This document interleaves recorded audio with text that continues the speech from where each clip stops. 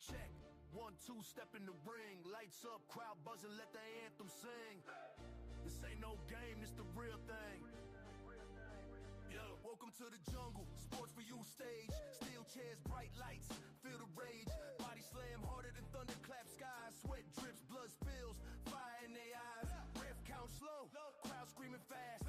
Every move a story, legends gon' last. Welcome to sports for you wrestling, bring the heat. Every punch, every throw can't be beat. The bell rings loud, it's the thrill of the fight. Welcome to the action, under spotlight. Drop kicks flying, spines hitting the mat. Ring rope shaking, crowd where you at? Mask on the villain.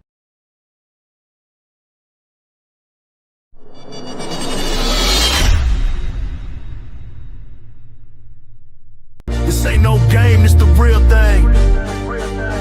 Yo, welcome to sports for you wrestling, bring the heat. Every punch, every throw can't be beat. The bell rings loud, it's the thrill of the fight. Welcome to the action, under spotlight. Drop kicks flying, spines hitting the mat. Ring rope shaking, crowd where you. I love our songs. Dope. Yeah, they pretty fire. They're pretty fire. But speaking of fire, welcome to episode 61 of the Sports for You Wrestling Podcast Victory Lap. I am the OTC Trail. That is the main event, John. And of course, that beautiful and talented face over there is the Caribbean mommy, JoJo. What's going on, JoJo? What up? What up? What up? I think that's my new catchphrase. It is. It's since day one. You've always said that. That one and what's up, boys? That's another one. You put down the shirt. Yeah, I think the "What's Up, Boys" got me a little bit in trouble, just a little bit. So I kind of had to be like, let me just chill with that one. Yeah, it was. Yeah, you got a whole lot of trouble to the point that I'm in danger. What? Wow, in danger. Holy rough. All right, 3/4 of the Fab Four. Correction, we are Five time.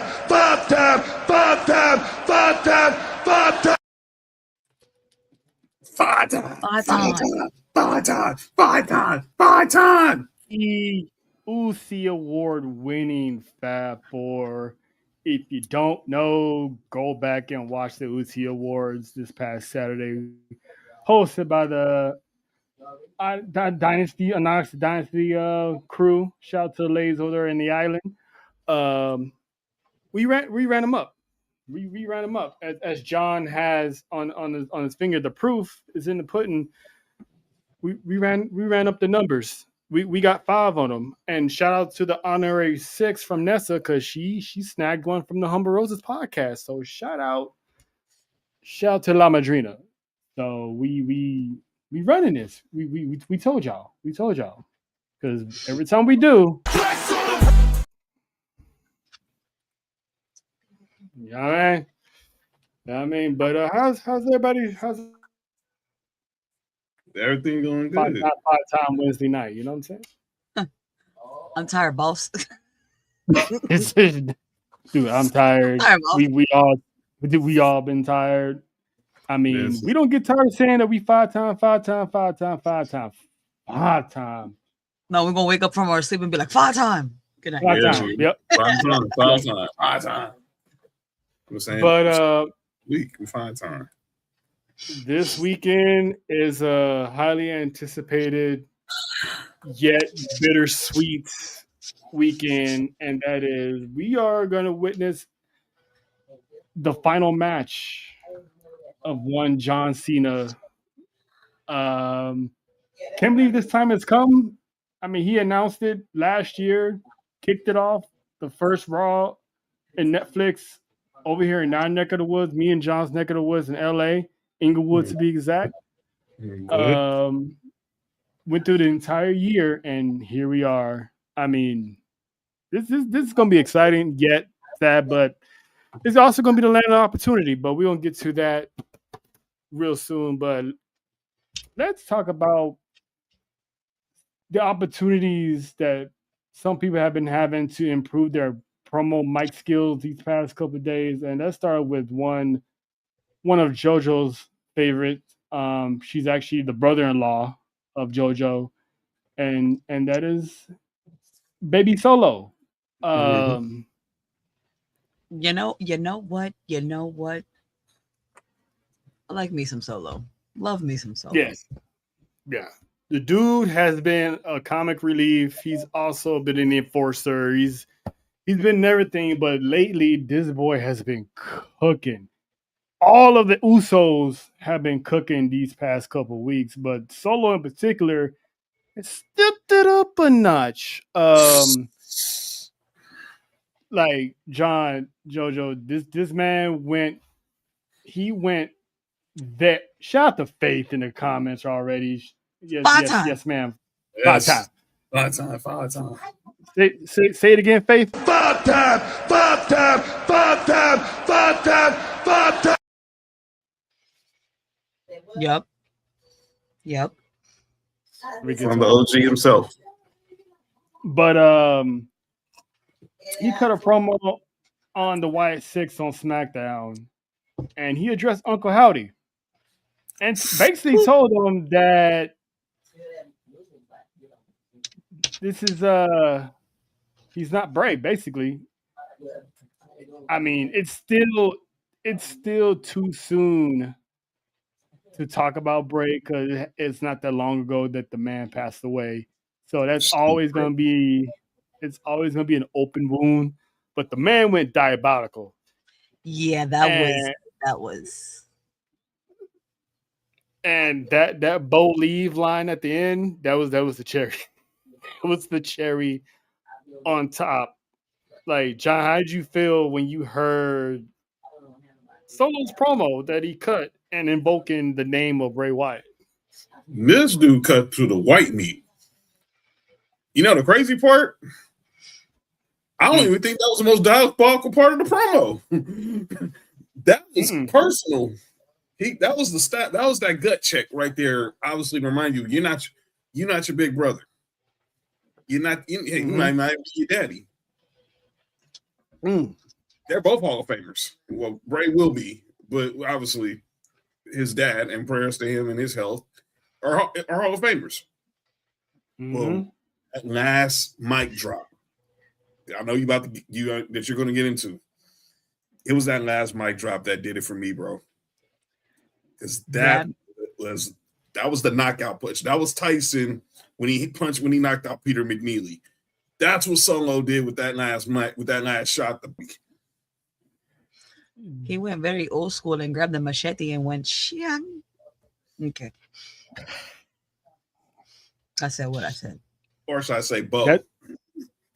That's funny yet accurate, JoJo. That's funny yet accurate because I know where that machete is. But like when you first heard that yourself, like, did your jaw drop to the floor? Like, I'm pretty sure everyone else's, because that we didn't expect that out of Solo. Let's call it for what it is. We didn't know that he had it in him. Yeah, no. It hit the floor. Completely did. I was just like, granted, half asleep, so I was a little tired. So I was like, that woke me up. I was like, oh my God. Oh, my God. This better be one hell of a after that. Yeah. One hell of a match after that. It needs to be, because you can't drop a line like that and WWE not do anything. I thought it was for sure gonna be Survivor Series or at least on SmackDown, but we didn't got that. We got the Temu Survivor Series match. But I don't know if the man woke up one day and decided to eat his Wheaties or something, because his promos have been stepping up a whole lot since he's formed this MFT group. So you're right. He is. He is, Faith. Was that a Lena bomb? Was that Lena? Ooh. Yes, it is. JoJo. All I gotta do is believe was a deliberate shot, a reminder of the man behind the mask and everything he's tried to bury. Solo is weaponizing Bo's own history against him. Shout out to the author. I mean, those are facts.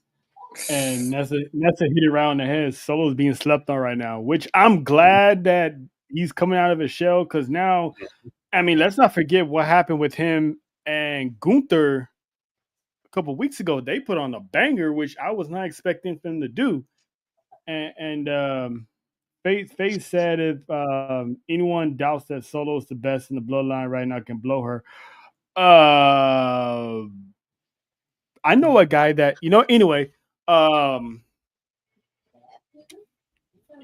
Anywho, love you, Faith. Listen, I can already hear her laugh right now, and she gonna come after you anyway.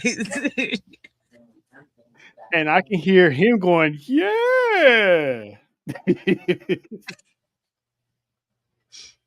Yeah. Listen, so you ain't gotta apologize. Oos has had a couple libations, so we have to forgive her. We all know what you're going through, Faith. Libate on. That mana is fueling her mana. I'm sorry. No. What? It's wild. No, this is wild. Man, why Dale catch a stray today? That's not a stray. Or was that a back? Or was that a bat signal? Yeah. Hey, listen. Mana. She said, "Come get this mana." But anyway, it makes me more highly anticipate to see this match whenever it takes place. I'm assuming it's going to be for a championship, maybe for the tag team titles. Since Saturday Night's main event's coming up, it's not going to be on that. So one could assume that maybe the Royal Rumble, they can have this match at the Royal Rumble, or the SmackDown before. I mean, it has to be something big, right? Yes. I would think maybe the first maybe the first SmackDown of the year in Brooklyn. New York? When plays Trail, you know this. There's some. It ain't the Garden, but some special moments that happen in the confines of the Barclays Center, and that's the first Friday of the year. Brooklyn. If we ain't going, and they're not doing no miracle, they're not gonna do no Miracle on 34th Street fight for this. They're going to Brooklyn, New York City. Brooklyn. Lena's putting me to work today. Lena's gonna be putting me to work. She sure today. Is. She sure is. Go ahead, JoJo. The flow is yours. Somebody highlight that comment for JoJo. I did it myself. I pressed the big goddamn button. This sets up mind games, dark promos, faction clashes, and a showdown that could redefine the Wyatt era. Solo isn't just fighting, he's hunting, and nothing will stop him. Yeah. And I love that. Listen, I've been loving on Solo since before he got a little dark here. I was just like, you know what? I was just thinking that today. Listen, that was dark. I love this man. You know what? Oh man, he's funny. He might be the funniest Uso. He went through this whole transformation, and it took him. Let's see, the Bloodline saga started in 2020. He didn't come along until what, 2022? Wait. Well, you mean when he got called up? Yeah, he got called up in 22 after Roman beat Brock. After Roman beat Brock, that's when he got called up. Because in 3 years, this man has become the most entertaining out of all the Usos. And usually I always thought Jimmy was the funniest one. Now Solo, and the fact that Solo can switch from being funny, he started being quiet. Then he tried his ascension into leadership. Then while in leadership, he becomes a comical relief because he always makes fun of everybody, doing their signature maneuvers. Now he's back to being serious. And he can still switch to being goofy. So it's like this man is like them boys is never serious. That's all I'm gonna say. Them brothers. I gotta do this. I gotta do this for Faith because this is where we got it from. Hold on, Faith. I got you. Shout out to Soo Young. Now she ain't Soo Young. Hey. She wasn't Soo Young in Rush Hour 3. She was Sue grown up in Rush Hour 3. She went. Good job. That's what. Hey, Chris Tucker started it. Chris Tucker was shocked how she grew up. It's like so long, Soo Young, so long. hey, JoJo, I'm gonna need you to say New York again. No. Come on, just one time, Okay. New York. Okay. New York. Listen, you can't fake that. You can't. Shout out to the Caribbeans. We love them. Oh, see. Now Ness is gonna put you to work, JoJo. She really wanted to say. JoJo really was trying to say this. How about no?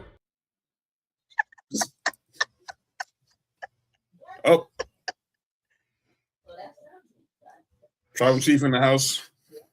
It's in the building. Shout out to Devin. Chi-Town's finest in the building. Lena, do not make me blush now.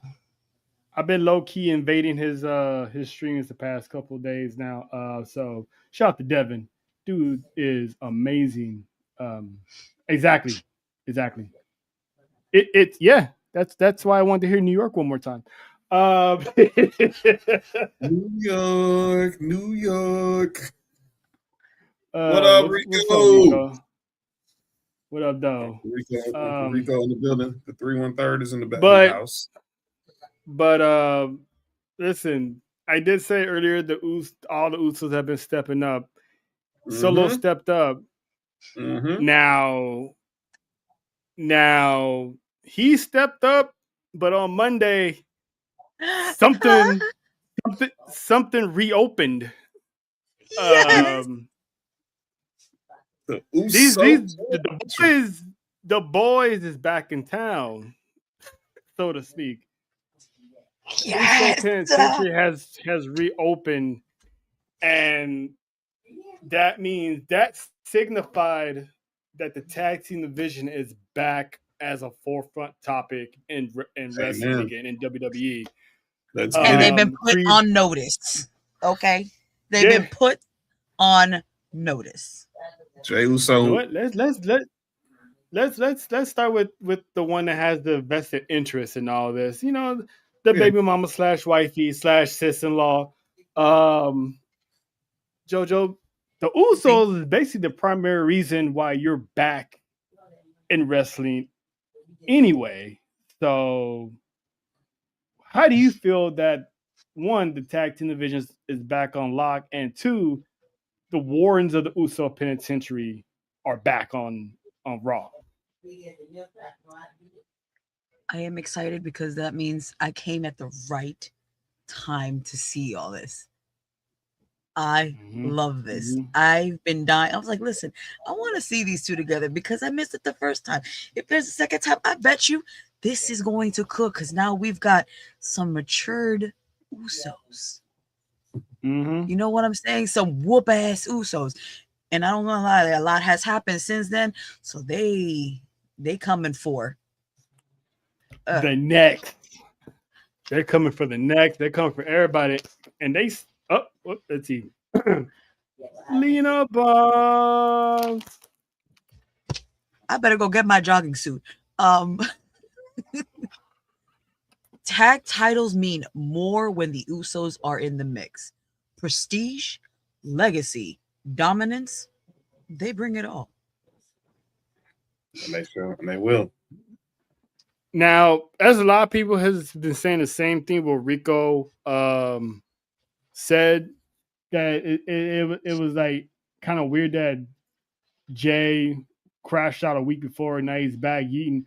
It's like Jimmy basically kind of told the story that, he waited till he cooled off, got to his hotel room. Jimmy called him, said, "What's up? What we doing?" And you can tell, yes, he came out yeeting, and yes, he yeeted with the baby, who shout out to that baby for understanding the assignment because he yeeted. But Jay still snapped into that crash out. Jay, the moment he said that, yeah, you guys don't know about us, but the moment he turned around to the New Day, he snapped into that zone that right hand man Jay, and looked right at Xavier Woods and Kobe, said, "Y'all know about us." Like, Usos versus the New Day, Ali versus Frazier, Rock versus, you know what I'm saying?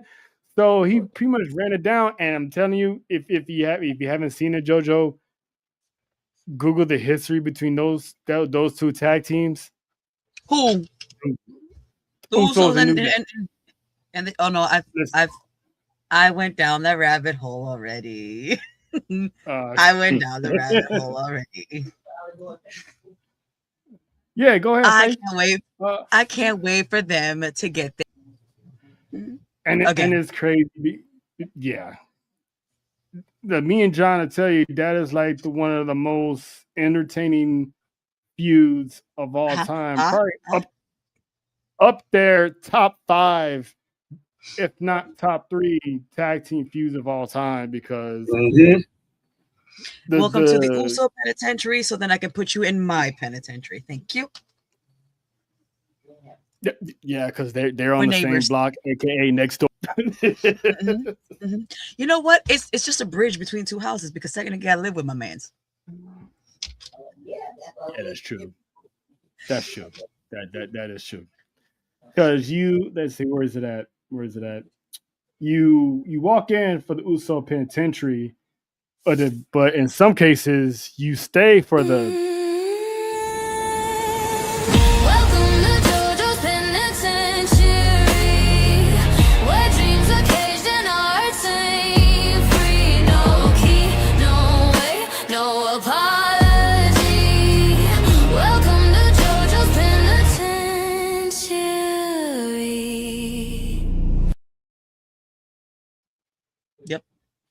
Yep.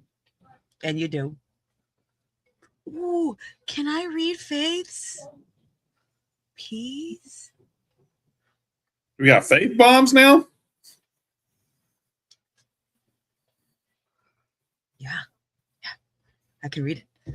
Jay crashing out was his internal struggle of acceptance that his time solo came at the disappointing end.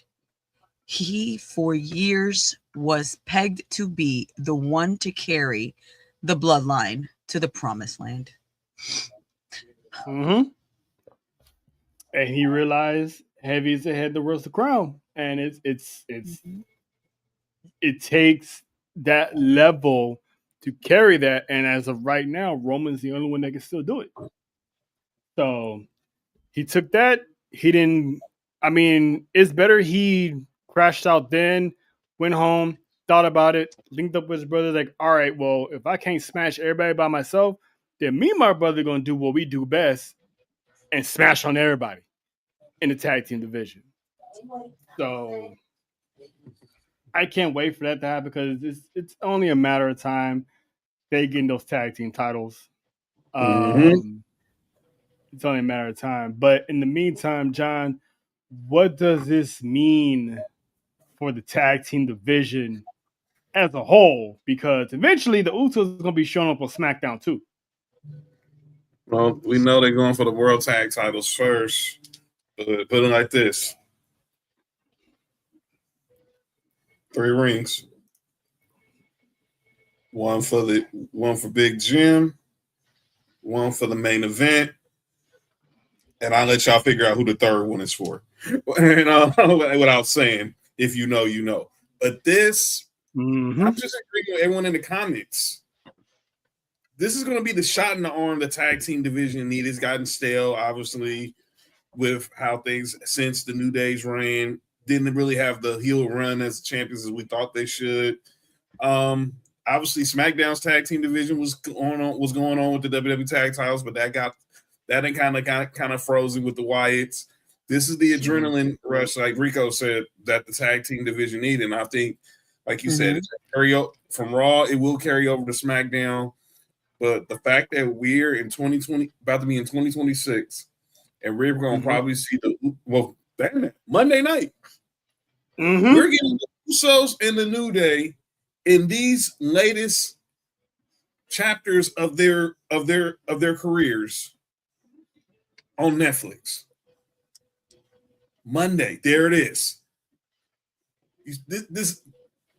These dudes done went through so much journeys, Hell in a Cell matches, different being in the Uso penitentiary, the power of positivity, Bootios, and every other, you name it, they've done it. Hey, yo. Passing these dudes breaking their own, beating them to break their own record. Now, hey, John, you know the difference now in this rendition of this rivalry? What's that? Both teams has one former world champion. That's right. Kofi Mania, Yeet Mania. And everyone's go ahead.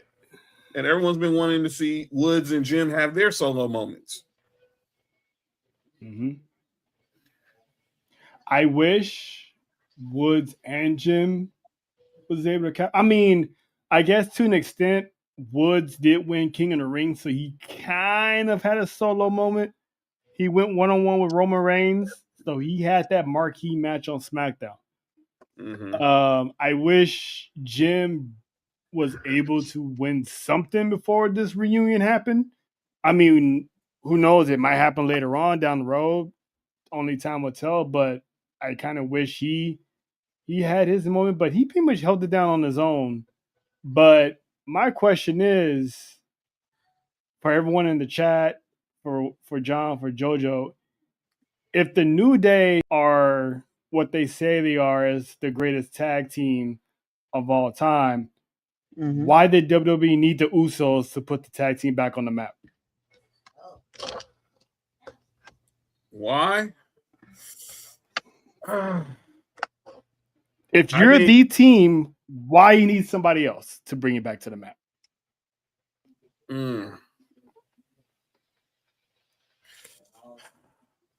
You know, that I just tells think you that. Go ahead, John. I just think Netflix wants to. I think Netflix just wants to say that they went through the Uso penitentiary. I think it pretty much tells you who the tag team is. Some boys from the Bay Area. That it tells you who, out of those two, it tells you who is the actual greatest tag team of this century. Because Usos have been split up for 3 years, give or take. About 23. And the New Day were actually tag team champions again during that time. And they couldn't put the tag team division on the map. But the Usos are back, and now the tag team division is on fire. That's who the real tag team is. They're the greatest tag team. They're the greatest tag team, and there's no. I mean, go argue with your mama. The numbers don't lie, and the people replied. 600 plus days, great. Exactly. And Usos like, oh, we're this many times tag team champions. I'm like, that's cool, but you tried being tag team champs for almost 3 years. 647 days, if I'm not mistaken, to be correct. We were there the night that reign ended. in the main event of WrestleMania. We ain't had a tag match main event WrestleMania and God knows when. And they did it. And Kofi doesn't count because he's by himself, but the New Day never main evented WrestleMania. Nope. Because Daniel Bryan and Kofi was not the main event. That was the first women's main event. JoJo's People's main evented WrestleMania. She likes the sound of that. Yep, those are my peoples. Because then that also means that I got faith on my side too. So you know what I'm saying? Oh yeah, of course. And Marty. Shout out to Marty. Because we go get my bail money. Go get my bail money. Got that bail money. Like I said, if JoJo's at a live event, Jalen, come here. Here. Take the baby. Like, who's that? Dada. That's crazy. Yep, here you go. That's Dada. That's your father. That's your father. Shoo! Got to hear that in person. If I seriously. say that out loud, I'm going to wake up my kids. Listen here. Faith, I'm going to need you to put him back to sleep if I say that out loud. And your kid's going to wake up like, Dada? I like how Rico just... You know what I said? Father. His father. His father. Yeah. That's father. Jayla, I'm your father, Oos. Listen, it's like, I'm telling you, don't let us go to Allegiant Stadium and don't let us be that exact hallway where this man might pop out. Bail money. I know. Because I'm gonna have my gimbal. I'm like, JoJo, yeet. JoJo? Strapped to that man like a bulletproof vest. Oh man, here we go. JT, jealous. JT. Shout out to Rico. I'll be the poppy. if you watch life, you know it's the pappy. I'll be the pappy. I'll be the pappy. Handcuffs? Listen, no handcuffs is going to stop me, Nessa. Nessa is hell bent. You on will be you in some handcuffs. You will be dragged along. Wait, both of y'all gonna be in handcuffs? Both of y'all gonna be in handcuffs? Hey, John, you right? He's up. Oh, my bad. I'm gonna need you. Jonathan. Wrong episode. Wrong episode. My bad. We're talking about wrong episode. Wrong show. Sir, I'm gonna need you to chill. I'm gonna need you to chill. It's a family show. It's a family show. Brought to you by Lena, because she put us on the glow in the dark handcuffs. She did. So if it turns dark, you're gonna be able to find us. She's clean handcuffs. Yeah. And doing Jay's entrance, it does get dark anyway. So yeah, we'll know where Jay is and where JoJo is, because you're gonna see like a floating handcuffs going down the aisle at rapid pace. Fast. What? And then another one right behind it going. Why is that one just following? Like, it's Nessa. Yeah. That might be JoJo and that might be Nessa. See, and this is why I told Nessa to work on that upper body strength, because how you gonna hold on to JoJo with that woman full speed ahead? I tried to warn you. But listen, all right, Nessa, we go. You coming down for the ride here? She said you're gonna learn today. But speaking of the tag team division, hey yo. Oh. Hey, listen. Damn. I'll pinch his booty cheek. Yeah, I'll admit it. I'll be one of those. Listen, if I get a restraining order, at least it'll have his signature on it. That girl is gonna. We said this on Monday. She's gonna have it on her wall as a badge of honor. I'm gonna put it in gold, in a gold frame right there. She could care less if she gets banned for life. She went that one time, and it paid off. When the when the phrase "risk it all" is a definition, you're gonna see me right there chasing after Jey Uso. Listen, if someone had her way, she would have risked it all in L.A. Yeah. Oh, I'm too work. tired. Oh, I'm tired. We don't gotta go see Dom. No, Yeah, I ain't talking about that. I'm talking about Worlds Collide when she put 2 and 2 together. I was like, wait a minute. Oh. So we're gonna need handcuffs for me and Nessa, and then we're gonna have to strap us somewhere else if Dom and Jay are in the building. Listen, just lock us up. Lock us up. It stretches. Those handcuffs stretch. I'm glad you clarified. Was it worth it? Yeah. It sure enough was. Oh, yeah. We need we gotta send them like a little warning letter. Hey, just in case, look out for two Tejanas. Yeet man. Yo, Yeet man. But watch your back. No, it's on security.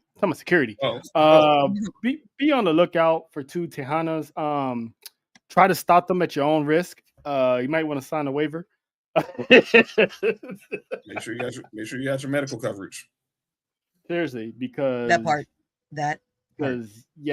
these 2 ain't oh my god girls. They're that boom bop bam. Yeah, you're damn right. we may be little, but we pack so much more. But that's just about it. That's all you can say is they just little, because after that, yeah, you think you're fighting Frazier or Tyson, because I know for a fact one of them will bite you. Try to figure out which one.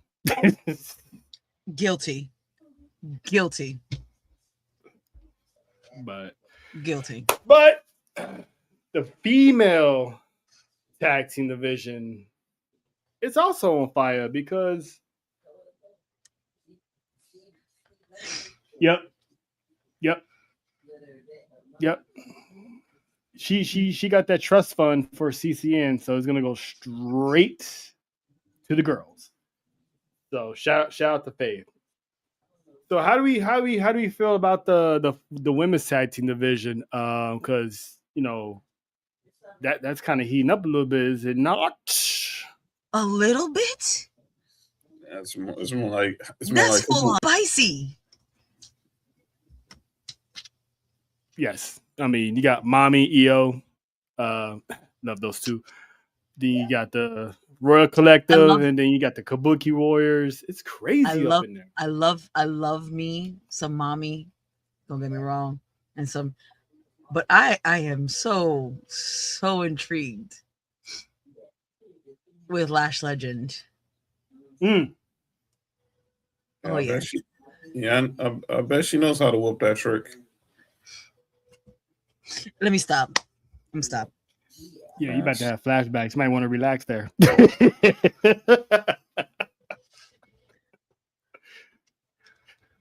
that girl. Yeah, something special. Listen, don't let Faith be in the same building and Obafemi just comes strutting around and Obafemi comes strutting around down the aisle. My God, I had to put the one part of the Usos we can't take back was her and Monty talking about Obafemi when he came back out to confront Javon Evans. Ooh. Yeah. Faith said she'll fight Trick for them cakes. That's a stallion. I said before that's a stallion. That's a Kentucky Derby winner right there. I'll show you a trick shot. Dang. That's actually pretty good, John. I actually like that one. I actually like that one. That was cool. Thank you, sir. Yeah, but to your question, but about Lash Legend though, clearly, and we'll get to the back to tag teams. They're high on her. Nia Jax, it's really been like falling back into the spotlight, letting this young sister do what she got to do. And We're seeing it on the mic. We're seeing it in the ring. We're seeing it when it's total chaos. And we're gonna see it Friday night when she takes on Alexa Bliss. Because let's love me some Lexi. That bougie bully is coming. Is throwing some ATL bowls on Friday night, and just duck. I'm gonna say it's just duck. But listen, Lash Legend, like you said, she was last in War Games. That should automatically tell you the position WWE is trying to put her in. It's only a matter of time that woman is a champion, maybe tag team champion with Nia. That'd be a good little. I wouldn't mind that tag team run from them. Actually, I don't know when they're gonna pull this off. Those are some tall, strong women. I'll watch that all day. Listen, she's the first woman that makes Nia look small. And she's that's not disrespect to Nia. And I'm gonna say this: she's a real Amazonian woman. Because obviously, her being a former ball player, man, she's like I said, she's statuesque, just chocolate. Trick Williams, salute, bro, man. You got you a real one, dog. Trick Williams, salute, man. Trick definitely the Willy Wonka in that factory.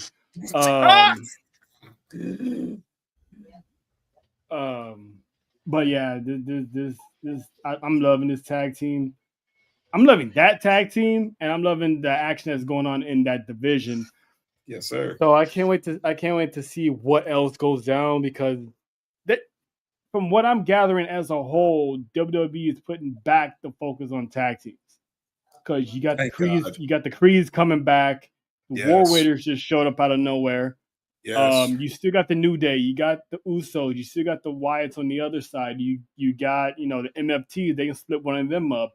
You got DIY. AJ and Dragon Lee. You got DIY for now, because that man's obsession with Dragunov is it's getting kind of hectic over there.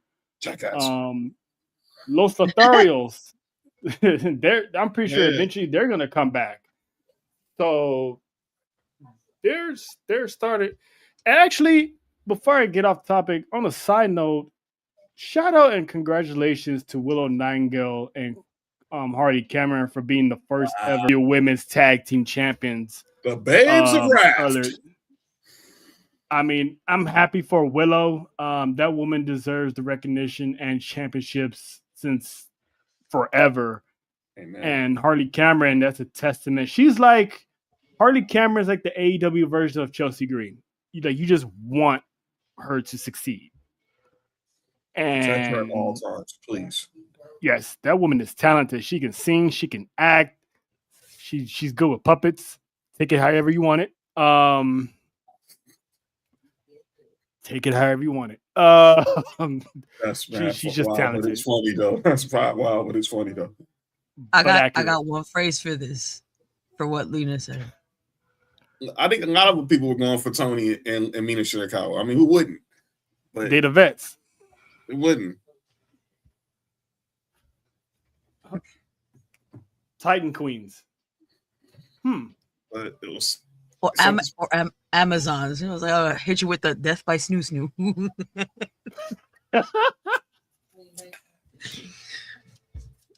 Let's see. Faith says she thinks we'll see the NXT tag teams a part of the resurgence of the main. Never know.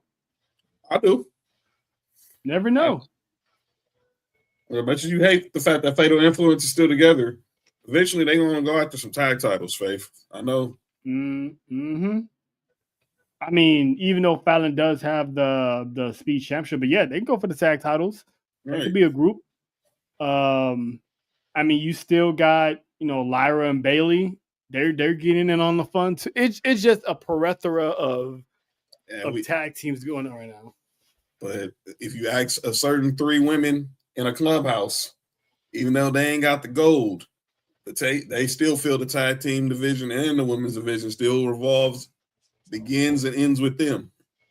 Actually, let's talk about Nessa's favorite clubhouse. Let's talk about the Judgment Day, because I'm glad you mentioned that, because the seeds are being planted now. It's getting a little spicy evolving the Women's World Heavyweight Championship, because didn't Liv come back and put Stephanie on notice that she's come for the championship?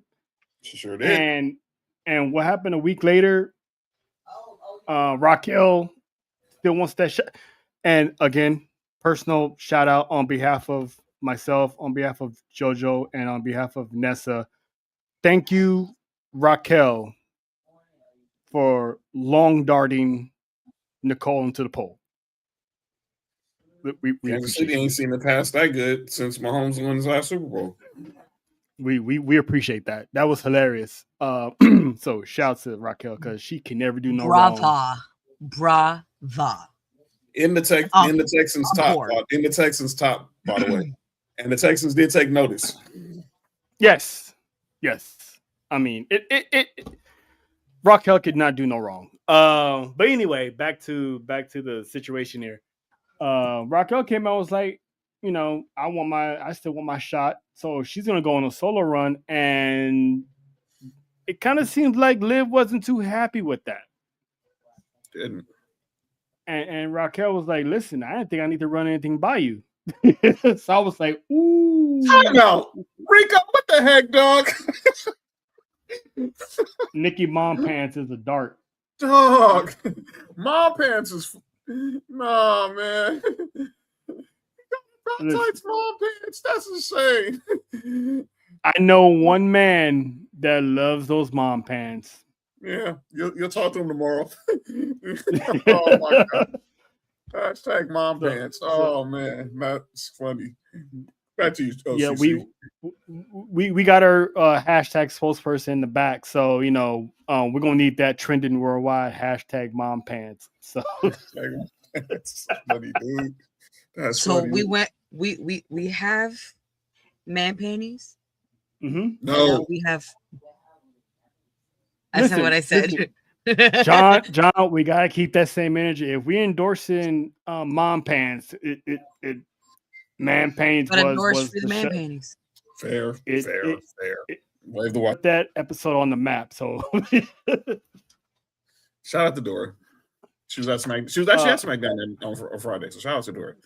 She was, and she understood the assignment, because she. That's why she's our friend, because I got all the Victoria clips, and they were not secrets. Not what? the. I said what I said. But how we feeling about now that Liv is back? They're getting the ground running on this feud, and shout out to Dom for pretending he ain't seen what's going on. Keep Raquel the freaking heel in this. Yes. Keep her the heel. Now with Roxanne, she could be like a tweener. But this little edge she has with her, maybe the Tahanas stick together, and then we get a new face version of Liv Morgan. And obviously, then it falls down to what happens with the fellas. But I'm loving the seeds that was planted, because Raquel was like, I'm been here holding down the fort. I ain't have to answer to you. And I think Liv was kind of taken aback. Like, she thought, okay, she thinking Raquel is going to be the same Raquel that just be her Latin muscle, her Latina muscle, excuse me. And just, take, you good? And take one for the team and just sit in the back, do all the dirty work, and let her get the shine. But Raquel's like, no, we've seen it from the summer. The summer after Liv went down, Raquel stepped up. Shout out to you, Kevin Nash, from the match with Rhea. The tag team retained the tag titles at Evolution. Even losing the match at SummerSlam, they still did their thing. But she got gold on her brain. And let me be clear. I know we still want to see a longer reign for Stephanie Valkyrie, and I think we will. It's only been a rookie year, but her rookie year has been so great. She's gonna get at that point in year two, where because she's gonna be such a freaking icon, fucking international global star. She won't get the belt because once you say her name, you just think star. But if Raquel gets the title, it can do a lot for her and a lot for the women's division, especially those tall girls, as she calls them, like a Lash Legend, like a Nia Jax. It makes this makes this division very, very interesting. I'll let the lady have her say because she can tell it better than me. Yeah, sure. Jojo, where do you see, or how do you see this feud with with Raquel and Liv play out between now and Vegas? I feel like it's going to be a friendly frenemies kind of thing, but you won't see that enemy until later on. Mm-hmm. Like Because they're gonna let it simmer for a little bit until they hit it with the hot sauce. Mm-hmm. Yup. And then it's gonna be like, God damn. That do they have hot sauce? They got hot sauce in Riyadh? Yeah. It's the green one. It's the green one, I think. The green. That chutney one, that shit is spicy. If you ever had Indian food, trust me. To Nessa's point, yeah, I saw Liv's face because she had the face like, okay, I see what we're doing here, and I see what I might gonna have to do in the long run. But my theory is, I think what I think should happen, one of those two is going to have to take that title off of Stephanie. I want it to be Raquel because, or should it be Liv? Should Liv be the one to take it off of Stephanie, or should it be Raquel? It would be, look, if Liv does it, it has to be in a bigger spot.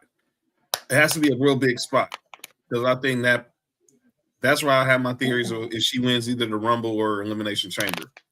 But if you're giving it to Raquel, that first Raw of the year on Netflix, we saw it last year when Rhea took the belt off Liv. This could be a good way to build Raquel to have an interesting story come Mania time. Mm-hmm. Now, I'd say, how about this?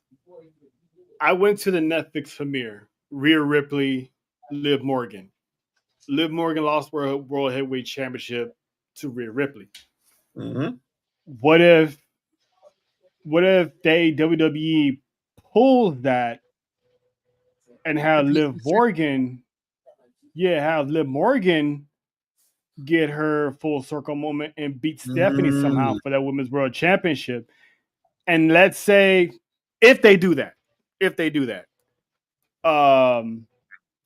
would you have Raquel win the Elimination Chamber? Yes. I think do you have Liv and Raquel at Mania? And let's say Raquel wins the championship. That would be dope. And it'd be another full circle moment because you think about they walked in together and they walked into 2 out of the last 3 WrestleManias as partners. Remember, when we was at the Mania at SoFi, they teamed up in that showcase match on WrestleMania Sunday. Mm-hmm. And then obviously last year, Liv was out. Liv was out for 40. Mm-hmm. And then 41, where we were in Vegas, they enter as tag champs. And they got the belts back the next day, but we're not going to get into those suspect details. But this would be another full circle moment for their reign. Because think about all the footage they're going to have from all their multiple tag reigns, all the bonding in the clubhouse. Mm-hmm.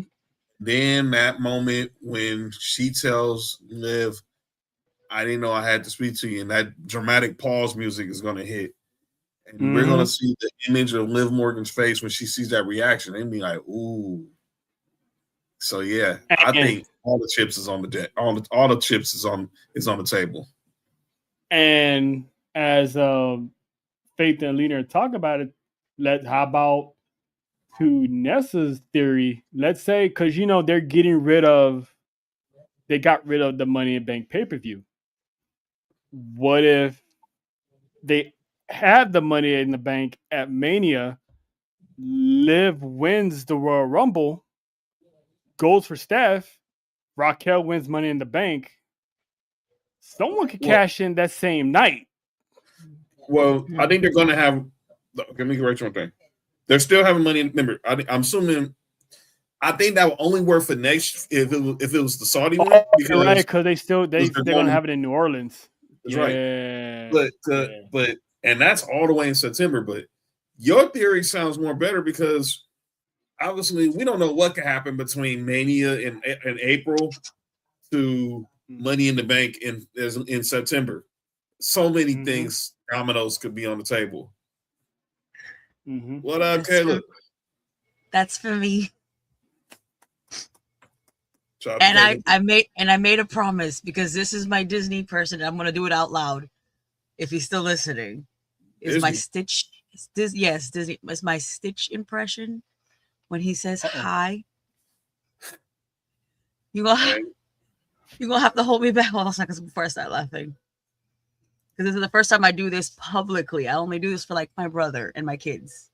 Oh boy, this is gonna be fun. Oh. Wow.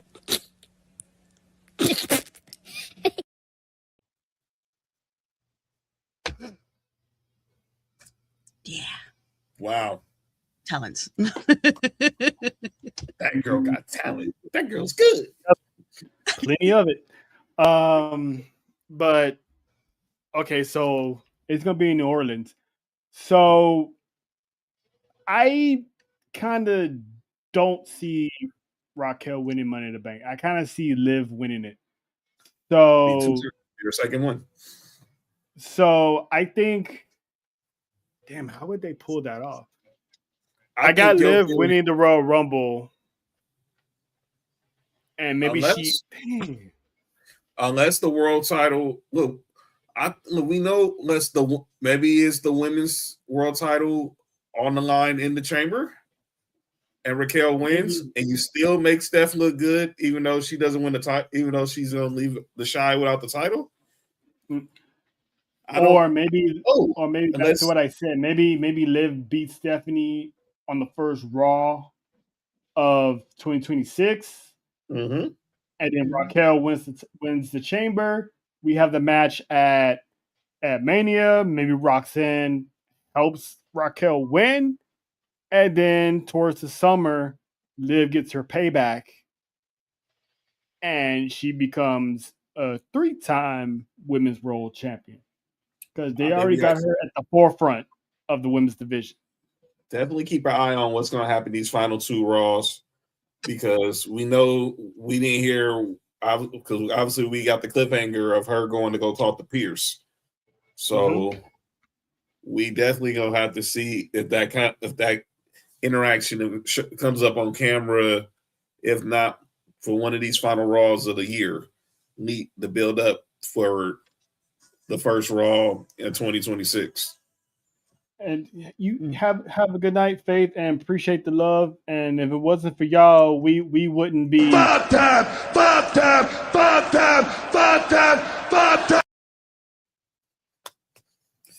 Y'all just don't know. I'm just saying. We might as well run this till the end of the year, which hey. Oh, please believe. We got a couple weeks left, so and then we'll see y'all next year when we win a whole lot more. Yeah. We're gonna go for more sweeps because listen, this Fab Four money train ain't stopping in 2025. We just getting started. Just wait till Nessa gets back. We are nothing but pure chaos. And in the words of That AJ woman, as in the words of AJ Francis, because CCN is going to be getting that money.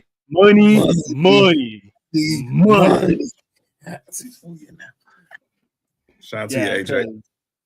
Yes, because listen, the three of us is already, but when you have a collective unit, listen, just go back to the first episode of the four of us together.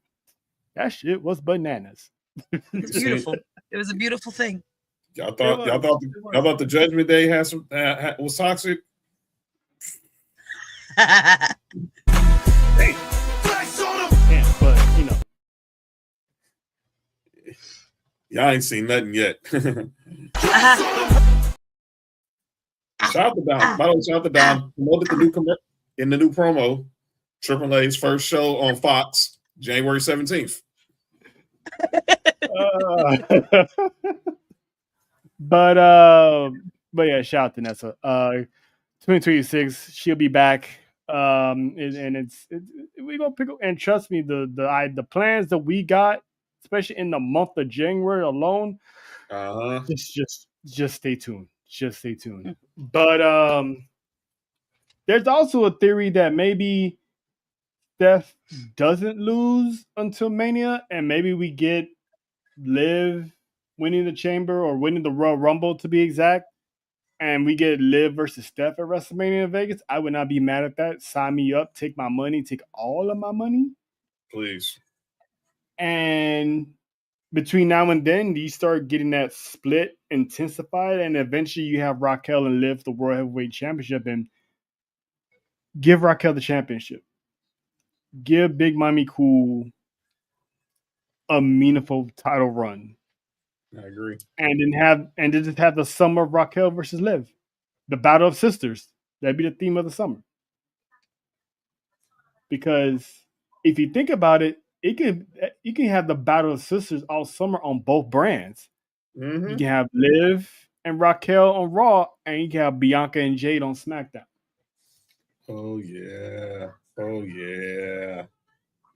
So that's that right there. If you have both of those, the women's division would be on fire. If you have both of those feuds going at full strength, starting at Mania and moving forward. So, but who knows? WWE is full of surprises and swerves, so ain't no telling what that first Raw on Netflix is going to be like of 2026. So I'm looking forward to the first ever Tribal War Zone on that day. But speaking of surprises, man that's been bailing out the vision had a night on Monday. Or men. Yeah, because he showed the first time, laid waste to Rey Mysterio, helping out Logan Paul. And then he shows up later on to help set up LA Knight's downfall. So, do you think that the Vision is about to have two new recruits, or is WWE hitting the panic button because they see that we're starting to figure out who it is and they're trying to throw us off the scent? Yeah. Because maybe both of them are auditioning to see who. Maybe both of them are auditioning for Paul Heyman. Mm-hmm. They could be the theory that they're trying to throw us off the scent. Maybe they also be auditioning for Paul Heyman to see who's better at doing the dirty work. Listen, I'm 100,000% confident it's Montez Ford. You weren't alone. There was a lot of people thinking that was a black guy. There's a lot of people thought that was a brother on Monday. They said that dude didn't look white. I mean, can't say it was all black, but I'm just saying. I'm the first person who said it was Montez, and the reason I gave, as messed up and controversial it was also factual. It was pretty factual. I mean, listen, we know he has been missing for a good minute. Mm-hmm. Maybe something Bianca nurse them fingers back the rest. Back to What's up, baby Ooze? What's up? what up? It's my guy right there. To everyone, we're not throwing up gang signs. We're saying hi to a little kid that you guys can't see. So Yeah. Yeah. I don't. That's. I'm not even gonna lie to you. That still sounds crazy. Yeah. Yeah, well, you know what? Well, John Cena said we ain't been seeing it for 23 years, so. I mean, our truth has the little Jimmy. We have little Isaiah. But anyway, Yeah. We saw little Jimmy at the forum. Yeah, we had a group photo. We got a group photo. Yeah, it's still Jimmy. On my phone. Yeah. But yeah, I'm still 100% convinced it's Montez. To JoJo's point, we have not seen Montez since they lost to the Wyatt. Almost like what? It's been a couple of months now, like 2. Mm-hmm. Probably since Clash in Paris. That's when they lost. Yeah, they lost in Clash in Paris. So it has to be him, because I thought originally that it's probably Dylan. What's up, Dylan? I thought it could be Austin Theory, but there was too many reports that came out that WWE was not interested in having Austin Theory as one of the people to be the masked men. And Paul Heyman even basically just told us, because they're saying that Heyman had wanted to bring in Austin Theory into the division to make him, a star, and have him take all the pins and losses and not have Breaker and Reed do it. So the fact that this is coming out, that's basically telling us it's not Theory. So hopefully Theory comes back and neutralizes Grayson Waller, because we need to run that feud back. Yeah, definitely. So, but I think it's Montez. JoJo thinks it's Montez. John, you think it's Montez as well? Still gonna play Theory, but I would not rule it out, Tez, because I wouldn't rule out Tez. I still think no, it's not. No. Lena, I love you, but listen. I know the Lululand is a good place to listen. Randy ain't moving that fast. Randy not moving that. All the names. Randy not moving that fast no more. That's unless his wife's involved. But anyway,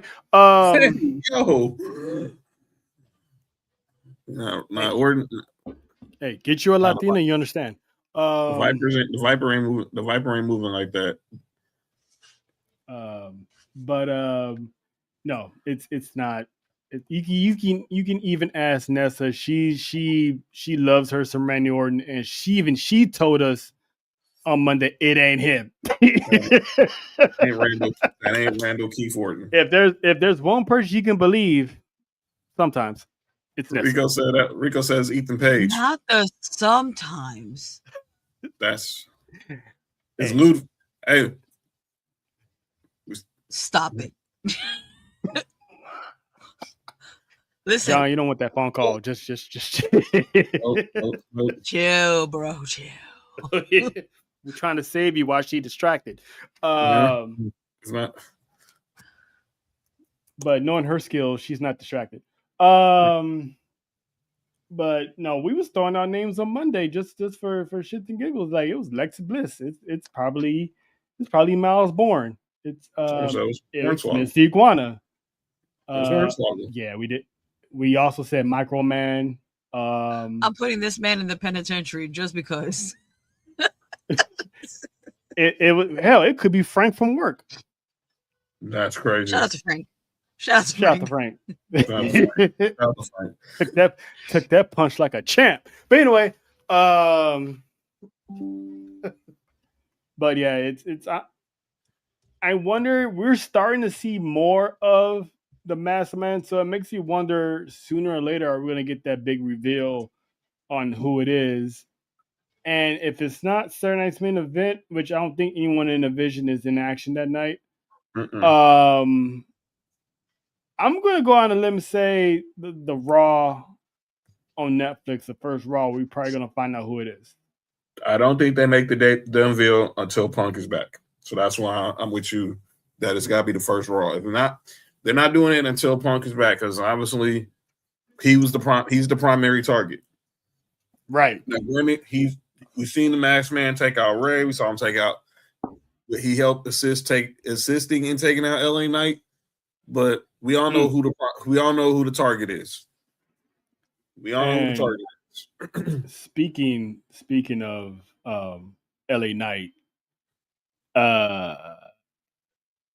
listen, my man's got took to the woodshed on Monday in the worst way possible.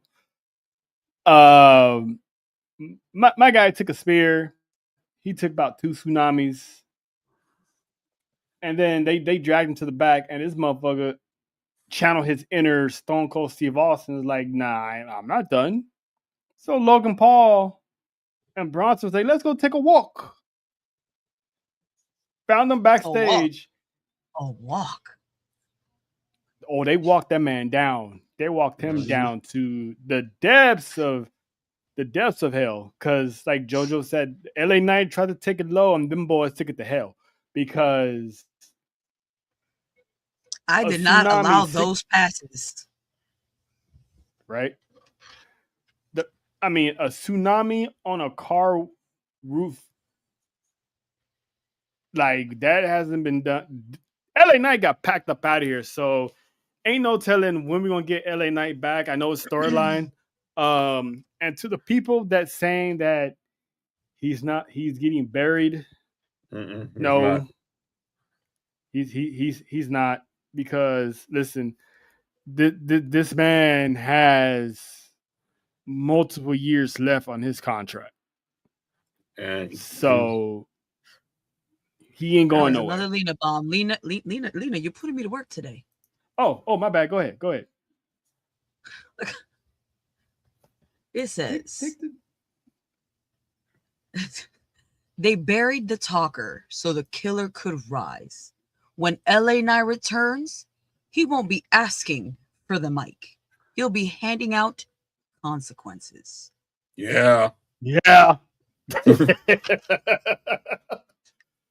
But yeah, my man's got packed up severely. This is not the first time this man's been packed up by Braun Breaker. So I mean, from what there's been reports that LA Knight is set to have a 2020 next year. Mm-hmm. So ain't no telling when, where, how it's going to happen. But this confirms it by them saying he has multiple years left on his contract. We might get his just due next year. Yes. Which is, I'd be more than happy for him. Crazy. I mean, you think that's crazy? Just wait till I'm about to say now. He sent that man to the meat locker. Yeah.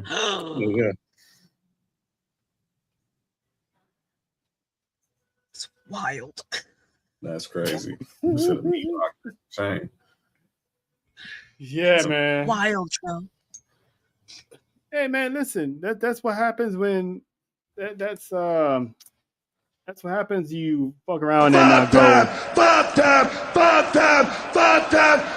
them. And we're not gonna let y'all forget it. That's right. Every day, every show in this year. Yep. Yep.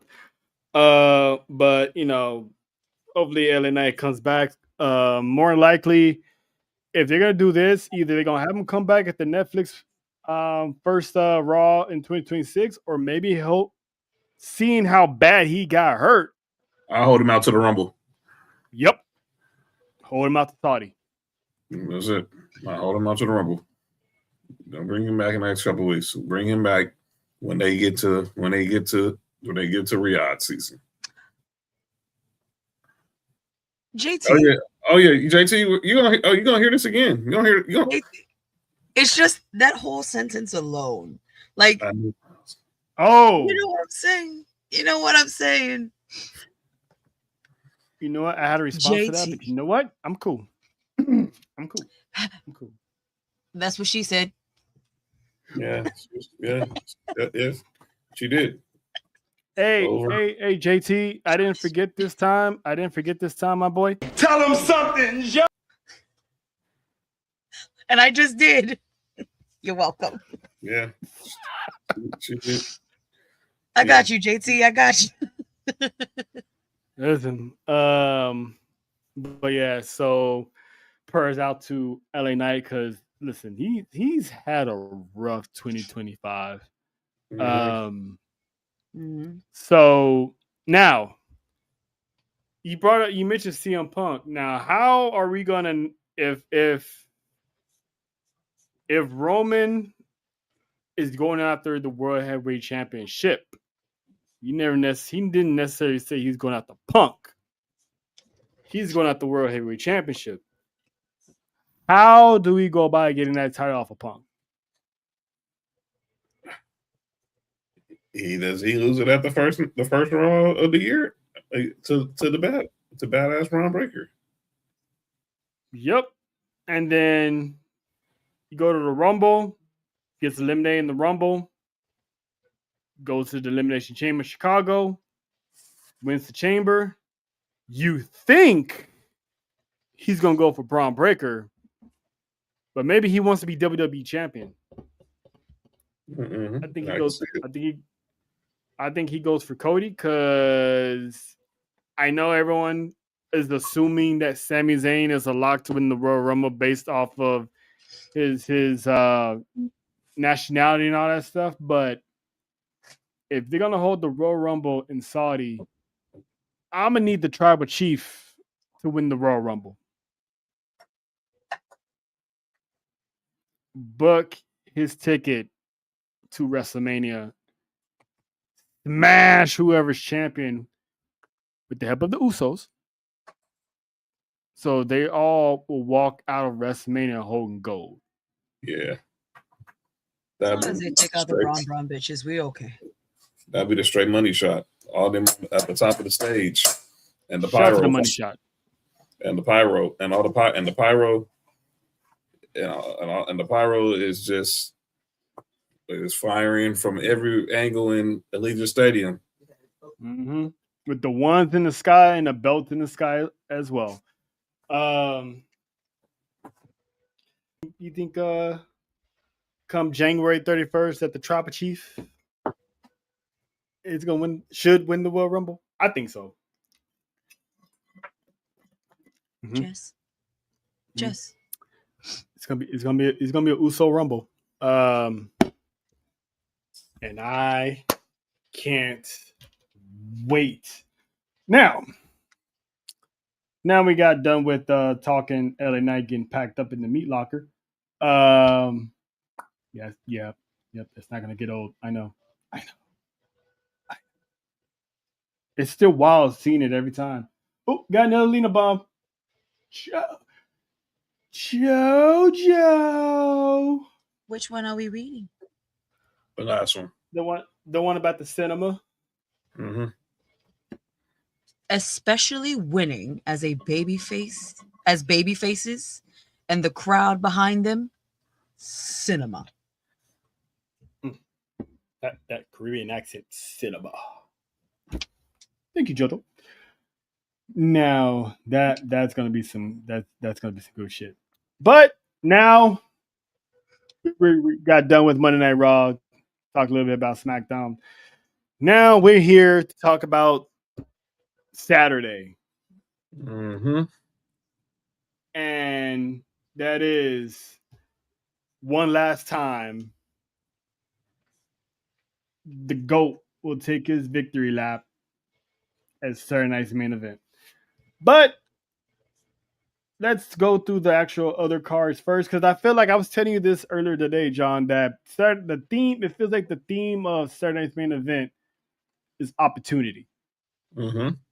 And it's like nothing but these younger stars, predominantly NXT stars, are getting these opportunities to showcase themselves against former world champions or current world champions.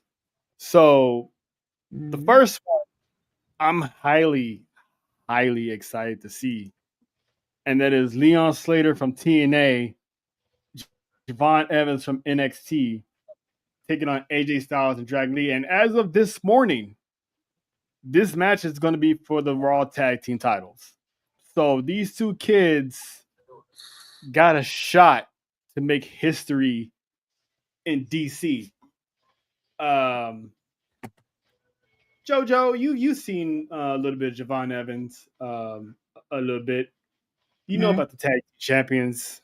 Lena definitely knows about the tag team champions. Shout out to her little dragon. Are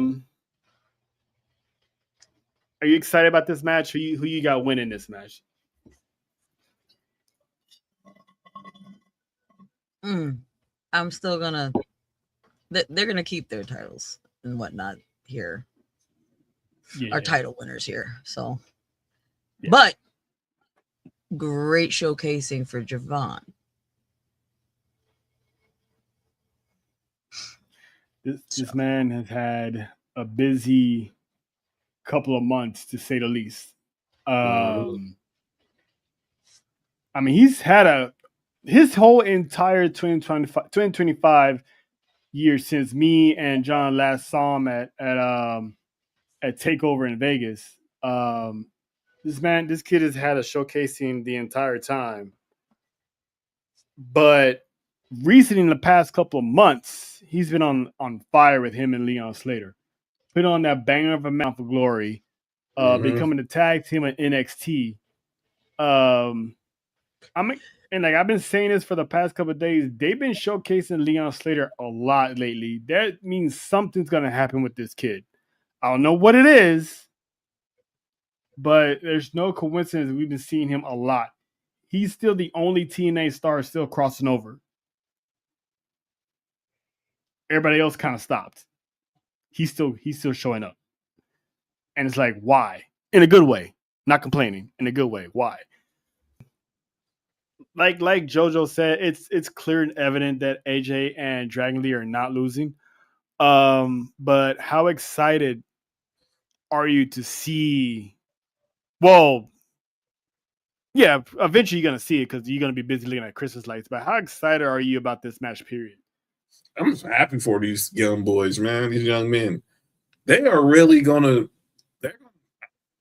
I don't know if they're gonna be in Area 51, but they sure gonna fly. They sure gonna fly there because man, imagine this from you being Leon Slater. You become the youngest X Division champion. You get over. AJ Styles puts you over at Slammiversary, and now you're going to be in the national spotlight against this man, opposite this man on the other side of the ring. I think, obviously, I do, like you said, AJ and Dragon Lee will retain, but I think these young guys are going to have the Capital One Arena in DC rocking. Because them boys, whenever they're together, whether it's against each other or as partners, something crazy happens. We've seen it every time. So, I'm happy for Javon. Obviously, unfortunately, didn't like what happened this past week. Well, last night, but I know his moment is coming real soon for him to have some gold around his waist. But Leon Slater, man, he keeps showing up, and I think we'll see him more once the TNA deal kicks in. Yeah. I can't wait. Me personally, this is a big opportunity. Oops. Yep, drop my mic. Pause. No, don't. Jojo. Be cool, man. Be cool. Be cool, man.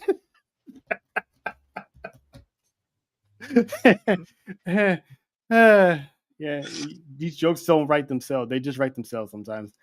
I'm excited these two to showcase what they're gonna do, what they can do. They should definitely, in my opinion, kick off Saturday night's main event.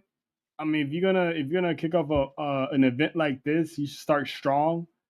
So I think those four will put on the show because the team of AJ and Dragon Lee, I did not know this is the team that we needed because those two are great together. They complement each other well. And they prove why, they're tag team champs. So shout out to them. So I can't wait to see that. Next one up for an opportunity is this lady here, Sol Ruka, getting her first one-on-one main roster debut in a sense against, I'm gonna call it the legendary Bayley because the woman is a living legend. Grand Slam winner. Can I interject something right quick? Yes. Becky Lynch and Seth Rollins are courtside at the Laker game, and Becky Lynch has on a tank top that says "Real IC Champ." Back to you.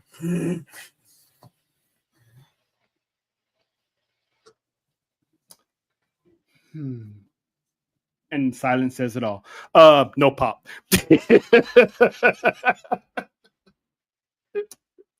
I mean, why gotta ruin JoJo's night?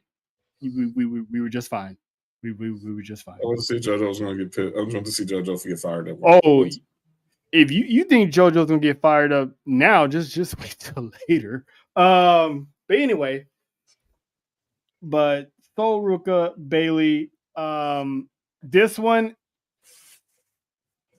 can go either way. But if anything, I'm gonna go with Bayley to be the wily veteran. She'll find a way to, not get her. I think she's still gonna get her soul snatched, but she's gonna find a way to win. But I'm excited for Sol Ruka to get put on this limelight, this opportunity to showcase what she can do with the main roster women. So I got Bayley winning this one. And so I'm gonna hand it over to a women's match, and gotta get the lady's opinion. Your thoughts on this match, and deep down, who you got winning? Because it's a toss up. 6-7. You know what? I want to give it to my girl Bayley. I think she's going to bring the many personalities that are going on here. She's bringing all the Pam personalities. But yes, I agree, Sir 5-time Watson. Your thoughts on Bayley and the sister Sol Ruka? I got Sol winning, and I'm so excited to see this match. Styles make fights. Obviously, Sol Ruka, the high flyer, athletic. Bayley, it's going to be the ground and pound vet. But this is something for the black and the brown communities to enjoy. Cali will be well represented on this night in the nation's capital. But as much as I love me some Bayley, I think the IE girl is going to snatch her soul.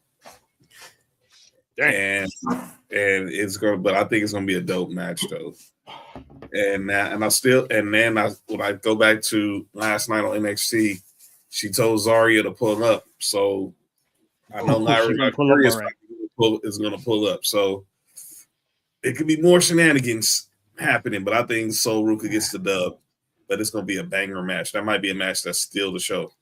Trust it. The fact that you said that Zara was told to pull up gives me more of a reason why Bayley's going to win. because the next spear, she ain't gonna miss. And I just leave it at that. She ain't gonna miss the next time. And I'm excited for that feud to kick off because there's no dominant heel on NXT, and Zarek can fit that to a T. So I can't wait to that. That could be the match at Takeover if Sol Ruka doesn't get caught up sooner. And then too bad Faith left because who's gonna get to this next?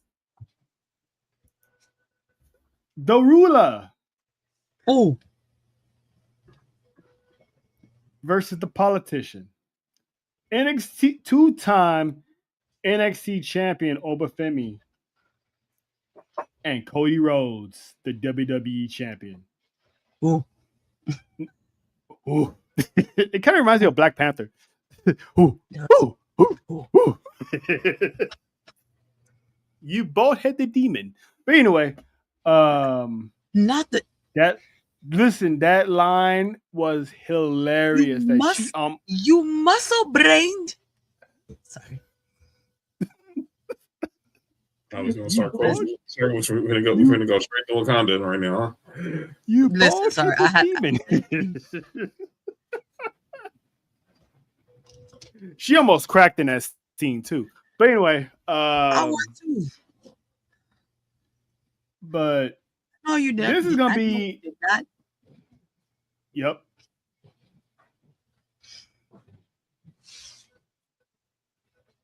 Did you pause? Hello? Yep. He did. Oh, I was going to say hello. Because she was a demon, and that's all. Not the fingernail to the camera. Hello? Beep beep. Hello. I'm excited for this because I know Cody Rhodes is gonna get tossed around. It's just one of those you just gonna walk into.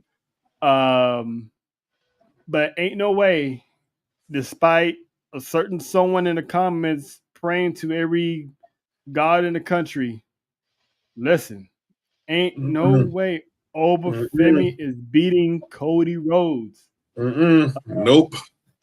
I don't know how this match is. I don't know how this match is gonna end. I think I have an idea.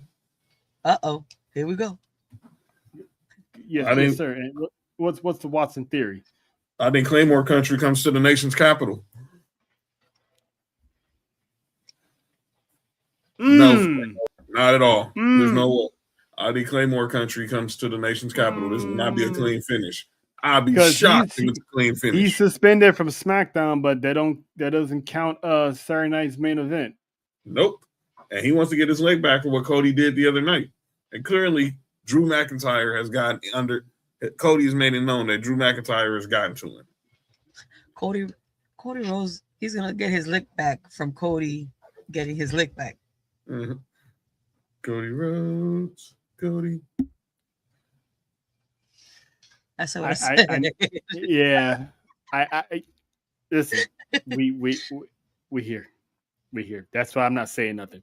Can you imagine? I mean, this man is fresh off of taking back the NXT title, fresh off of retaining it against Javon. Can you imagine Obafemi walking to DC and somehow, some way, whether it's thanks to Drew or in dominating fashion, he walks out the winner and actually beats Cody Rhodes? I'm not saying he will, but let's put on that, that thinking cap. What does this do for Obafemi? Look, Rico, I beg to differ, but go ahead. I think he's gonna look real.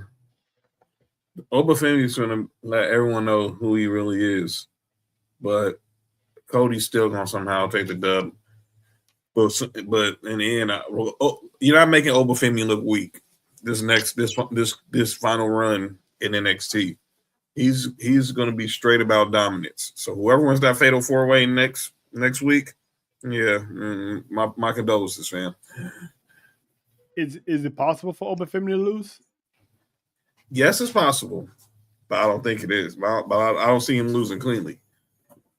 I don't see him winning. I don't see him losing like, okay, he's gonna get hit with a Cody cut. He's gonna get hit with a crossroads off a super Cody cutter, and that be it. It gotta be.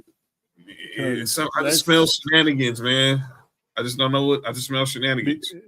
Before people start freaking out and crashing out, saying there's no way Cody can beat Obafemi, let's not forget Cody Rhodes pinned Brock Lesnar twice. Mm-hmm.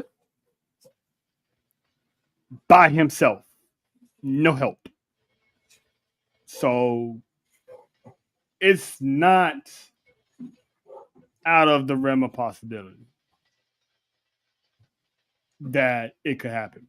And let's say, to Lena's point, let's say Drew McIntyre doesn't show up. You still got Randy Orton.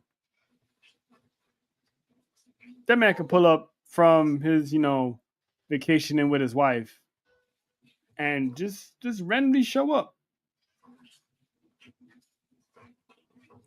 And who knows? Ain't no telling. But I'm not gonna rule out the possibility of Cody beating him because he's beating guys bigger than him. Mm-hmm. So, and let's not. We got to remember these guys are from NXT, so he's still the young pup in this. Yes, he's a dominant NXT champion, but when you're on the main roster, you're still the youngin. So, I think all the vets are gonna win this match. Except maybe the other one. So John, who you got winning this one?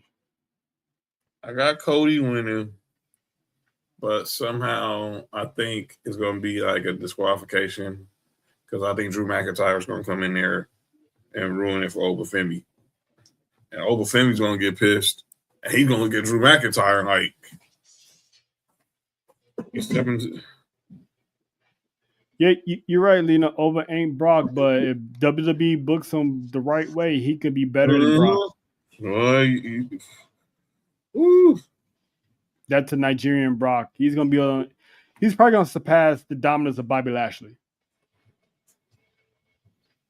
And he hurts people. He sure does. Jojo, who you got?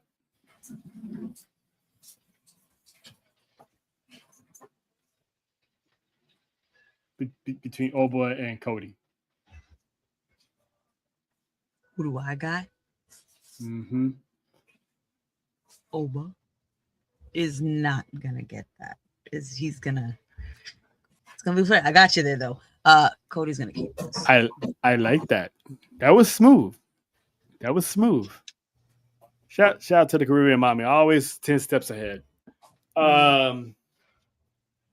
So she got Cody. I got Cody. John, you got Cody? Yeah. All right. So and we know Lena is just throwing everybody in the area to make sure Cody loses. So, we know Lena, you're gonna crash out and not watch. I get it, but you're gonna watch anyway because you're gonna be right here with us talking about it Monday night. But gotta love her consistency on Cody Rhodes. That'll never change. She stays true to the bit. Cannot deny that. And last, and definitely not least, what we here for? True. Listen, I know some people were saying we don't want to see John Cena and Gunther. We don't want this match. Logic Cap is getting put on. This is the only scenario. The moment Gunther was announced he was going in this tournament, there was nobody beating this man on the way to the finals. It was obvious. Jay and Cena already had that. They had that little thing at the Royal Rumble. So they already no. Jay doesn't need that rub. He's already a superstar. LA Knight, I get it, but two faces going at it, as cool as it would be, it has to be Gunther. Gunther retired Goldberg. And I said this months ago, you should give him a retirement run. Goldberg was first. Cena is going to be next. It could be Brock later. What? I mean, listen. Hey. It is what it is. It is what it is. She got the handcuffs, so she got that. I know she got that.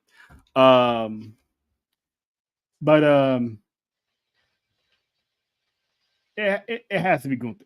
I'm gonna. People say that Gunther doesn't need it. Let's not forget Gunther is still in his 20s. You want to establish a dominant heel in WWE on the main roster.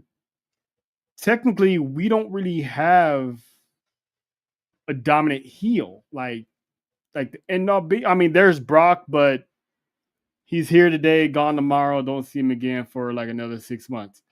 Braun Breaker's on his way, but Gunther is that one guy. So why not have him solidify himself as the top heel and have him retire another childhood hero? John's childhood hero. Mm-hmm. JoJo's childhood, basically. Well, damn. So, hey, you know that's a compliment. So don't even try to pretend you're offended. he said JoJo's childhood. That's it. Yeah. Well, because I don't know if he's your hero, so that's their childhood. It just made it sound like that was my overall childhood right there. Wow. That's it. Yes. Mine, yours, and our truths. Oh, Gunther's 38? Oh, I thought the man was in his 20s. Well, my mistake. Yeah, no, Gunther's in his 30s. Well, the only ones in their 20s, what? Javon, I saw a graphic today. Javon, Oba, Sol Ruka. Clearly. And obviously Leon Slater would be everyone who could be competing who's under the age of 30. Under the age of 30. Take the age out of it. He's gonna be set up as that dominant heel. I got Gunther, hands down. It could go the other way. They could have John Cena win on his way out. It's a high possibility. But John Cena's been giving back to people lately, so I think Gunther's going to be the one to retire him. John, what say you, sir? Look, man, I ordered 3 of the Dude shirts. They're not even going to be here until Saturday. I'm stressing. I'm really trying to process this. You can't see them shirts. Exactly. I can't. I look. I'd love to see Kobe's final game. You know what this is like. You saw Jeter and D Wade. You know what I'm saying? I saw Peyton Manning's final game. When you see your favorites, it's hard. It's something that you sometimes just can't process. Mm-hmm. I think John Cena is going to take as much punishment as he can from Gunther. Mm-hmm. But I think he's going to get the win. He's not tapping out. Gunther, you can say it all you want. He is not tapping out. The shirt says it best. Never give up. And that is what John Cena does not do. You could probably pin him, knock him out, but he's never tapping out. He might make you tap out, but he ain't tapping out. Make him tap out. Tap out. Sorry. I think Cena gets. I think Cena. It's emotional. I'm thinking heart over head right now. I got Cena going out. I'm thinking with my heart and not with my brain right now. I think Cena goes out, even though my brain is telling me Gunther is going to lay him out, and then he gets that curtain call. He gets that final curtain call. But I think Cena, come on, man, that would be so dope. Man, have your Kobe 60-point game, man. Have your Kobe 60-point game on Saturday, John. Yeah. JoJo, how you feeling about this match? I mean, like we said earlier, this is your childhood here. This is the last time you're gonna see him. How you feeling about it?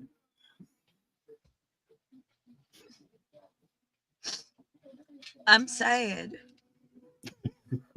I'm gonna need a box of tissues because I know this is gonna be one hell of a match because it is his last time. So if you gonna go out, you gonna go out with a bang. All pun intended. Mm-hmm. As much as we hate to see him go, and would love to, have him hold on to that. I know he's gonna have to give it up, and then we're gonna have to see that guy, Mm-hmm. that guy with the title. Mm-hmm. Mm-hmm. But yeah, Mm-hmm. Yeah, it's gonna be it's gonna be a lot of tears flowing in that arena because this is, and I can 100% guarantee you they're not gonna give him the Goldberg treatment. That's why he's on Peacock. This man is. mm-hmm. So was the last one. Well, it was NBC Peacock, but this is exclusively Peacock. Is what I mean. Well, true. This man is a WWE lifer. He was literally created in the lab. He was a prototype, and became a household name organically because, well, first he became a household name organically, and then there's that time period where he was Super Cena and could no one beat him type of thing. But it is what it is. But the legacy, 20+ year legacy of this man is like one of my favorite memories of Cena, and I told John this, was when he got destroyed by Brock Lesnar at that SummerSlam. I think it was 2014. Yeah, don't remind me. I get PTSD every time I watch it. I mean, that was so lopsided and dominant. And John Cena actually explained why that match was the way it was, because he wanted Brock to be set up as the dominant person that no one can't beat, which was set up for Roman Reigns' ascension to be the guy to finally beat him, which what we have now as Roman as the tribal chief officially slay Brock Lesnar, because Brock Lesnar over the years was built up as a beast, and he came off that run of retiring the Undertaker streak.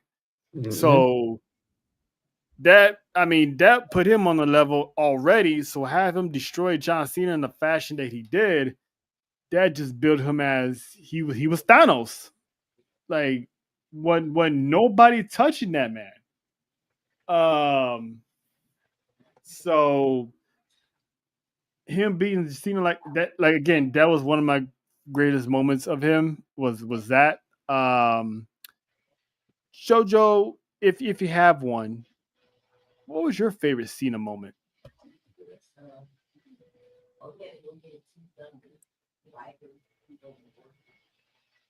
You about to say something wild, aren't you? I just watched a video when he did his rapping with the Thanksgiving. Oh wow. Yeah, that was some wild times. That's a moment. That counts. I was like, well, this man is not. It's just not.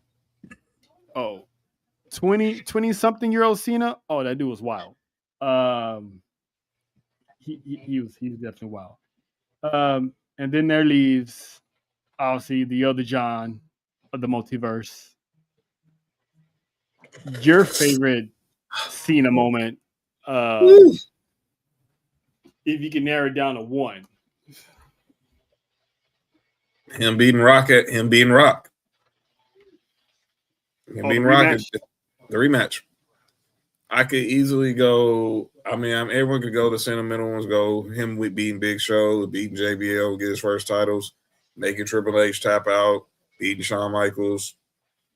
One low key one for me was 25 when he beat Edge and Big Show, obviously, but him beating Rock to me at WrestleMania 29 was to me what was a clear passing of the torch moment. That's why I got to get that shirt. Shout out to you, homage. But yeah, Cena Rock, the rematch was one that stood out to me, and then my second one would be him coming back in the Rumble at the Garden. Yeah, I remember watching that at my ex's brother's house. We were watching the Rumble, and to see Cena pop up, we was like, "Yo, it literally just changed the game," because we already had picks on who was gonna win, and when that dude came out at 30, we were like, "Well, that just throws everything out the window." But yeah, so, but it's gonna be it's gonna be a sad day, but it's also gonna be a celebration. So it's gonna be one of those thank you, Cena, for giving us a whole lot of memories, because the man delivered. Shout out to Kristen. So can't wait for that. And that's pretty much your Saturday night's main event preview. I will be live at Baby Bros Pizza Place this Saturday with the part PT jobbers, Javon, Justin, my guy Juan, and a bunch of other folks part of that crew. That's gonna be a good time. Got some stuff to chop up about, so if everything goes down, I will let it be known Monday night to see what that is. But a little bit of some news. A little bit. I did say JoJo's probably not gonna like this, but hey, it is what it is. Season 2 of Unreal is kicking off next month. The first season was great. Some people loved it. Some people hated it because it shows a little too much in their opinion. But hey, it is what it is. We had some great stories last time around, and we got the list of people who are going to be featured for season 2. Yeah, I told you, John. I told you. Mm-hmm. So, oh my God! I think the picture alone said it enough. As Monty and Faye said, the team Longbacks, Becky Lynch and Seth Rollins are going to be featured in season 2. Cody Rhodes is going to be featured again. Rhea Ripley is getting a feature this time. She was in there last. Oh yeah, she was. Yeah, she was. But I'm nice to see what's the next chapter in hers for this one. Pat McAfee is going to be featured, which me and John were talking about earlier. I'd love to see what, how he came to that decision that he needed a break because the man was working too hard. Jelly Roll, which, ready for SummerSlam. R-Truth. Me, John, Nessa, and little Jimmy were in the building for this one. I love to see. I don't care what anybody says about getting sneak peeks behind the curtain and all this stuff. I want to see how this decision came about of Nick Khan stepping in and say, you know what? We need Truth back. Because that was a moment that the three of us would never, ever, ever forget. Because when we saw this man take off the mask, we were like, holy shit. Oh, you gonna fire me? You gonna fire me? Oh, okay. I love to see how that came about because the fans, when fans hijack something, we hijack. And also their own employees were reaching out online, speaking on it too. That spoke a lot of volumes. Io Sky is going to have a moment in Unreal, which I'm pretty sure is going to surround her around WrestleMania season when she beat Rhea. And then had her family come down from Japan to watch her wrestle at WrestleMania. That was a good moment for her. Naomi's heel turn, I'm assuming, is going to be featured. Chelsea Green's ascension to the United States Women's Championship is probably going to be featured. Penta.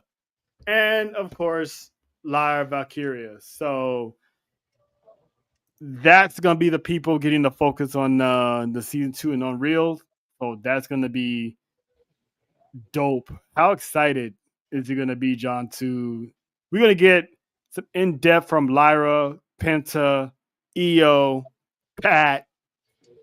You know, how dope is that, man? I'm really. If I had to pick someone I'm really listening here for, obviously Pat would be on the male side to be Pat because we heard from Cody. I mean, I hear from Seth all the time, so I don't need it. That don't really bother me. Phase me. Like JT saying, Jelly Roll's there, obviously but it's gonna be different to hear from him because obviously there's another story similar related. EO, because obviously she's been making this. How, like we talked earlier with Stephanie Valkyrie, how better she's gotten on the mic and comfortable speaking on camera in English is going to be interesting to me.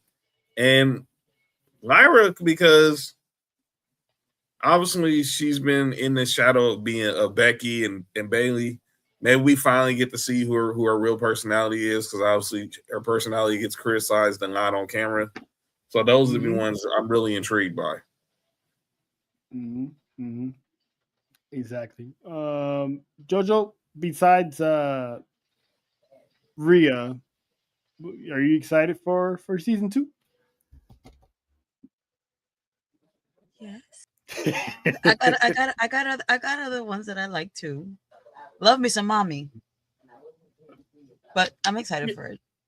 I got to see a lot more and coming back into watching wrestling and stuff like that, because I was young when I started and I ended when I was pretty young.